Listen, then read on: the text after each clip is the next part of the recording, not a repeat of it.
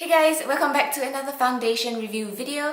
Today's foundation is from ColourPop. So this is their newest no filter foundation and I do have their powders to try out as well.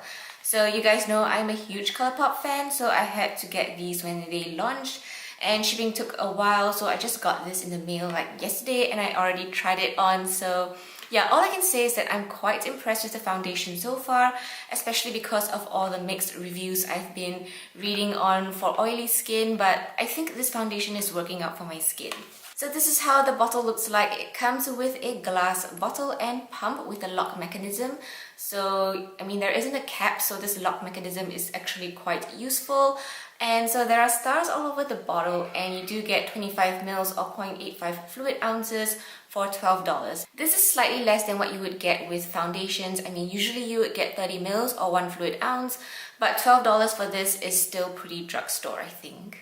So because I've tried all three products on my face already, I kind of know how they work together. So today I'm just going to change things up a little bit and mix and match over here. So I'm going to prime half of my face with this Innisfree No Sebum Primer, and this is kind of like a silicone based primer to fill up my pores and make them appear smaller and control oil. And on the other side, I'm going to use my Kiss New York Pro Touch Mattifying Primer. This primer doesn't have any oil control or pore minimizing claims, so it is a very neutral primer to test out how the foundation works on its own. And this is how my face looks without any base products on. Okay, my skin is primed and I'm going to apply the foundation. So I picked up the shade Light 50, which is described as a warm foundation with yellow undertones. But in hindsight, maybe I should have gone with Light 45, which is described as neutral with yellow undertones. And that sounds more correct for my skin tone. So this foundation does have a thin liquid consistency and the pump isn't exactly the easiest to use. It doesn't control how much to pump out very well. As you can see, it went all over my hands, so yeah. So this foundation works best if you apply like just one thin layer because it tends to look cakey if you put on too much, and it also refuses to sink into your skin, and then you end up with like streaky marks all over and the foundation would just like move on your skin.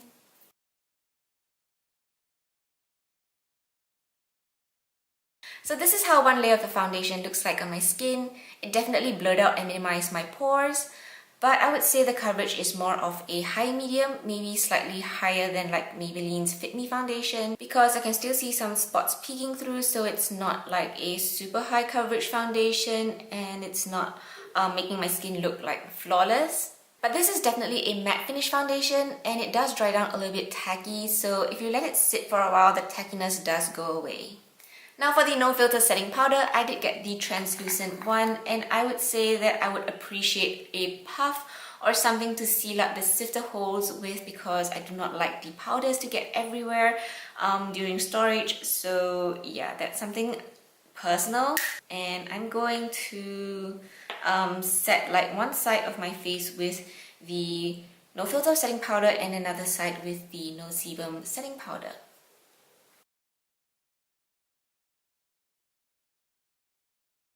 We also have the No Filter Shear Pressed Powder, which I got in the shade Fair, and I suppose this would be convenient for like bringing along with you in your makeup bag as you go out and you get like, you know, you need to blot your face with some powder. But we can use some right now all over the face just to like, you know, use it. I know I sound like I have a lot of powder on my face right now, but these powders actually work together very well and they do not make your foundation look cakey whatsoever. So I mentioned that I wore all three products yesterday and I was very impressed by the oil control of how everything worked together. So I wore it for about 6 hours, but I wasn't like very oily at the end of it. I started to get a little bit dewy at 3 to 4 hours, but just a little bit of shine on my cheeks and my nose. So blotting away did cause some transfer of the foundation, but it was still very much there on my face, and by the end of 6 hours there was no separation or breaking apart on my face.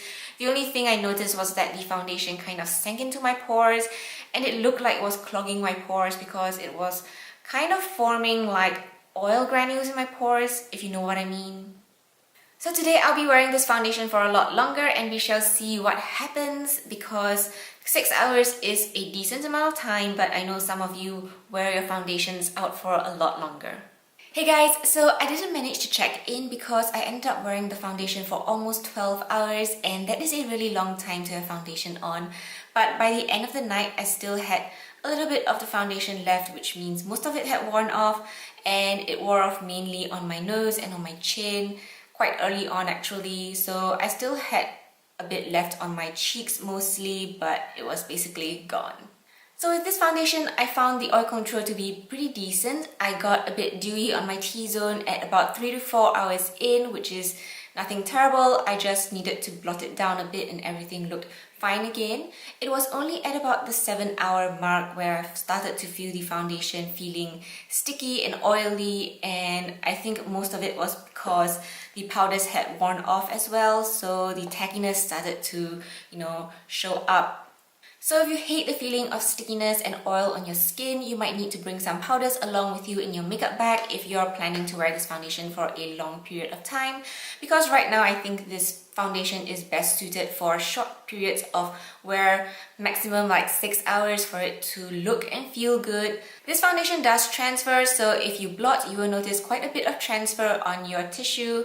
So that contributes to the breakdown and wear of this foundation, but it doesn't end up separating or breaking apart on your skin. So the powders are actually pretty good. I wore half of my face with the ColourPop powders and another half with my Innisfree No Sebum Mineral Powder, and I honestly could not tell a difference between the performance of the two. So I think these could potentially rival the Innisfree powder, but the Innisfree powder is still way cheaper than the ColourPop powders. Alright, so I think I basically covered everything about the foundation and powders. If you have any more questions, do ask them in the comments below and I will definitely get back to you. So thanks for tuning in with me. I hope you guys found this review useful, and I'll see you guys soon in my next video. Bye bye!